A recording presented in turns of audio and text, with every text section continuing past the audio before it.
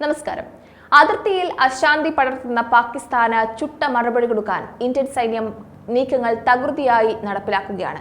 ആളില്ലാ ആകാശ സംവിധാനങ്ങളുടെ വർദ്ധിച്ചു വരുന്ന ഭീഷണികൾക്കിടയിൽ ഡ്രോൺ വിരുദ്ധ ആയുധ ശേഖരം ശക്തിപ്പെടുത്തുവാൻ ഇന്ത്യൻ സൈന്യം തയ്യാറെടുക്കുന്നുവെന്ന വിവരം ഏറ്റവും പ്രാധാന്യത്തോടെ വേണം നോക്കിക്കാണാൻ. അയൽരാജ്യങ്ങളായ പാകിസ്ഥാനും ചൈനയും തങ്ങളുടെ ഡ്രോൺ സാങ്കേതിക വിദ്യകൾ വികസിപ്പിച്ചെടുക്കുമ്പോൾ ഇന്ത്യയുടെ ദേശീയ സുരക്ഷയ്ക്ക് അതീവ മുൻഗണന ആവശ്യമാണ്.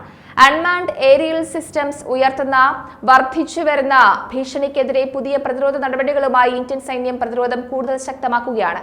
വിവിധ റഡാറുകൾ, ഇന്റഗ്രേറ്റഡ് ഡ്രോൺ ഡിറ്റക്ഷൻ സിസ്റ്റങ്ങൾ, നൂതന ആയുധങ്ങൾ എന്നിവ ഇതിനകം വിന്യസിച്ചിട്ടുണ്ടെങ്കിലും അത്യാധുനിക anti-UAS ഹൈ പവർ മൈക്രോവേവ് സംവിധാനങ്ങൾ ഏറ്റെടുക്കുന്നതിലൂടെ സൈന്യം ഇപ്പോൾ പ്രതിരോധം ശക്തിപ്പെടുത്താനാണ് ശ്രമിക്കുന്നത്. നൂതന നിരീക്ഷണം, കണ്ടെത്തൽ, ട്രാക്കിംഗ് കഴിവുകൾ എന്നിവ വാഗ്ദാനം ചെയ്യുന്ന anti-UAS ഹൈ പവർ മൈക്രോവേവ് സിസ്റ്റത്തിന്റെ സംഭരണത്തിനായി കാര്യങ്ങൾ കൂടുതൽ മുന്നേറുന്നുണ്ട്. കൃത്യമായ ടാർഗറ്റിംഗ് സൊല്യൂഷനുകൾക്കായുള്ള മൈക്രോ പ്രോസസറും ഹൈ പവർ മൈക്രോവേവ് ആയുധ സംവിധാനവും സിസ്റ്റത്തിൽ അവതരിപ്പിക്കും. പ്രതിരോധ സാങ്കേതിക വിദ്യയിലെ ആത്മനിർഭരതയിലേക്കുള്ള മുന്നേറ്റത്തെ പ്രതിഫലിപ്പിക്കുന്ന കുറഞ്ഞത് 50% തദ്ദേശീയമായുള്ളടക്കമുള്ള സംവിധാനങ്ങളാണ് സൈന്യം തേടുന്നതെന്നാണ് ഔദ്യോഗിക വൃത്തങ്ങൾ അറിയിക്കുന്നത്. 2024 ഏപ്രിൽ ഇറാൻ ഇസ്രായേലിനെതിരെ ഒരു വലിയ ഡ്രോൺ ആക്രമണം നടത്തി. സൈനിക ചരിത്രത്തിലെ ഏറ്റവും വലിയ ആക്രമണങ്ങളിൽ ഒന്നിൽ 170-ലധികം ഡ്രോണുകൾ വിന്യസിച്ചിരുന്നു. ഇസ്രായേലിന്റെ ഫലപ്രദമായ പ്രതിരോധ നടപടികൾ ശ്രദ്ധേയമായിരുന്നു താനും. അതേപോലെ തന്നെ ഉക്രൈനും റഷ്യയും തമ്മിലുള്ള സംഘർഷത്തിൽ ഡ്രോണുകളും മറ്റു കാര്യങ്ങളുമൊക്കെ വ്യാപകമായി ഉപയോഗിച്ചു.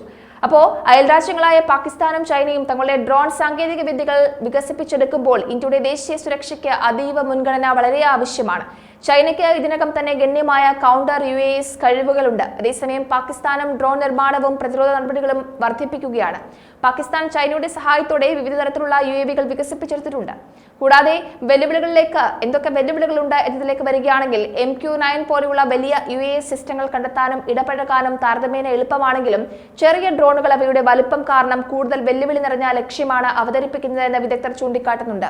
അത്തരം പ്ലാറ്റ്ഫോമുകൾക്കുള്ള പ്രതിരോധ നടപടികളിൽ ജാമിങ്ങും സ്പൂഫിംഗും ഉൾപ്പെടുന്നുണ്ട്. എന്നിരുന്നാലും ഓരോ തന്ത്രത്തിനും അതിൻ്റെതായ വെല്ലുവിളികളുമുണ്ട്. സ്പൂഫിംഗ് ശക്തമായ എൻക്രിപ്ഷനുകൾ പോലെയുള്ള സാങ്കേതിക തടസ്സങ്ങളെ അഭിമുഖീകരിക്കുന്നു. ഹാർഡ് കിൽ രീതികൾ നേരായതായി തോന്നുമെങ്കിലും പരിധിയും കൃത്യതയും നൂതന സംവിധാനങ്ങളും ആവശ്യമാണ്. റഷ്യയും ഉക്രൈനും പോലുള്ള രാജ്യങ്ങൾ അവരുടെ നിലവിലുള്ള സംഘടനത്തിൽ കഠിനവും മൃദുവായതുമായ തന്ത്രങ്ങൾ ഫലപ്രദമായി പ്രയോഗിച്ചു. ക്രാഷുക, ലീർ 3, അതേപോലെ തന്നെ റിപ്പല്ലന്റ് 1, പോൾ 21 തുടങ്ങിയ സംവിധാനങ്ങൾ വിജയകരമായ ജാമിങ്ങിനും സ്പൂഫിങ്ങിനും പേരുകേട്ടവയാണ്. അതേസമയം net gun, high energy laser, HPM ഉപകരണങ്ങൾ എന്നിവ ടാർഗറ്റുകൾ നശിപ്പിക്കുവാൻ ഉപയോഗിക്കുന്നുണ്ട്. ഇന്ത്യയുടെ തയ്യാറെടുപ്പിലേക്ക് വരികയാണെങ്കിൽ നിലവിൽ UAS ഭീഷണികളെ പ്രതിരോധിക്കുവാനുള്ള സംവിധാനങ്ങൾ ഇന്ത്യയിൽ ഉണ്ടെങ്കിലും ആധുനിക ഡ്രോണുകളുടെ നൂതനമായ കഴിവുകൾ പരിഹരിക്കുന്നതിനായി അവ തുടർച്ചയായി നവീകരിക്കുകയും പരിഷ്കരിക്കുകയും ചെയ്യേണ്ടതുണ്ട്. മൃദുവും കഠിനവുമായ പരിഹാരങ്ങൾ സമന്വയിപ്പിക്കുന്നതിൽ ഇന്ത്യൻ സൈന്യം ശ്രദ്ധ കേന്ദ്രീകരിക്കുന്നുണ്ട്.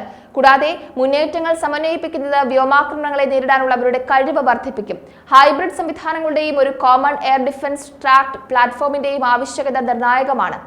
ഇന്ത്യ പാകിസ്ഥാൻ അതിർത്തിയിലൂടെ മയക്കുമരുന്നും ആയുധങ്ങളും കടത്താൻ ദേശീയവിരുദ്ധർ UAV സംവിധാനങ്ങൾ ഉപയോഗിച്ച നിരവധി സംഭവങ്ങൾ ഉണ്ടായിട്ടുണ്ട്.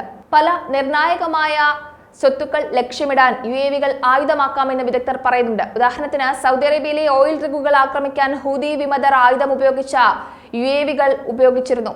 UAVകളുടെ ഉപയോഗത്തിൽ നിന്നുള്ള ഈ വികസിച്ചുകൊണ്ടിരിക്കുന്ന ഭീഷണിയെ നേരിടാൻ വിവിധ തലങ്ങളിൽ പദ്ധതികൾ ആവിഷ്കരിക്കുന്നതിൽ ഇന്ത്യൻ സർക്കാർ സജീവമാണ് എന്നതും എടുത്തു പറയേണ്ടതുണ്ട്. ഒന്നിലധികം സെൻസറുകൾ ഉപയോഗിച്ച് വായുവിലൂടെയുള്ള ഡ്രോണുകളെ കണ്ടെത്താനും ട്രാക്ക് ചെയ്യാനും തിരിച്ചറിയാനും കഴിയുന്ന കൗണ്ടർ ഡ്രോൺ സംവിധാനങ്ങൾ DRDO വികസിപ്പിച്ചുകൊണ്ടിരിക്കുകയാണ്. അധിക നിരീക്ഷണ വാഹനങ്ങളും പ്രത്യേക ഉപകരണങ്ങളും വിന്യസിക്കാൻ അതിർത്തികളിലെ സുരക്ഷാ ഏജൻസികൾ അതിർത്തിയിൽ വിശദമായ മാപ്പിംഗ് നടത്തുന്നുണ്ട്. ക്യാമറകൾ, സെൻസറുകൾ, അലാറുകൾ എന്നിവ സജ്ജീകരിച്ചിട്ടുള്ള സംയോജിത നിരീക്ഷണ സാങ്കേതിക വിദ്യ അവർ അന്താരാഷ്ട്ര അതിർത്തിയിൽ കമാൻഡ് ആൻഡ് കൺട്രോൾ സംവിധാനത്തോടെ സ്ഥാപിച്ചിട്ടുമുണ്ട്.